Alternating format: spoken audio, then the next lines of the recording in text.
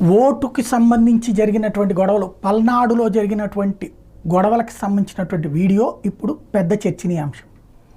అందులో ప్రధానమైనటువంటిది ఏ కోణంలో నుంచి నడుస్తుంది. తెలుగుదేశం పార్టీ చాలా క్లియర్గా వీడియోతో సహా లోకేష్ ప్రొజెక్ట్ చేయడంతోనే అది ఫోకస్ అయింది. ఇప్పుడు వైసీపీ దాన్ని అసలు పాయింట్ పక్కెళ్ళిపోయింది. పిన్నెల్లి పగలగొట్టడానికి వాళ్ళు చెప్పే వివరణ ఏంటంటే, పోలింగ్ బూత్లోకి రానియకుండా బూత్ క్యాప్చరింగ్ తరహా చేసేశారు. ఆ విషయం తెలిసి అనిల్ యాదవ్ ఫోన్లు చేసినా పట్టించుకోలేదు పోలీసులు, అట్లాగే పిన్నెల్లి ఫోన్ చేసినా పట్టించుకోలేదు. దాంతో పిన్నెల్లి అక్కడికి వచ్చి ధ్వంసం చేశాడు అన్నటువంటి. మరొకటి, ఈ వీడియో మొత్తం అసలు లోకేష్ దగ్గరికి ఎట్లా వెళ్ళింది, ఎవరిచ్చారు, ఎన్నికల సంఘం ఇచ్చిందా, సిట్ ఇచ్చిందా, మరి మిగతావి ఎందుకు ఇవ్వరు, మిగతా 7 అంటే